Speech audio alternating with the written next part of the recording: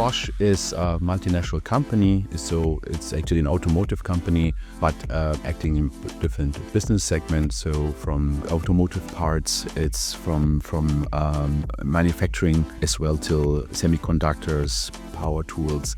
One challenge was to improve the user experience. So provide an agent that can be more efficient to help the users on a day-to-day basis. One of the top agents that we are currently building is an agent to streamline the support request and the demand request for our associates, to help them to submit demands within our internal virtual company mall. It's a tool to a web portal where they can do a purchasing order based on a quotation, based on a free text. The beauty is Copilot Studio comes with the so-called inbuilt analytic features where we can actually also measure the performance, how the agent is actually performing.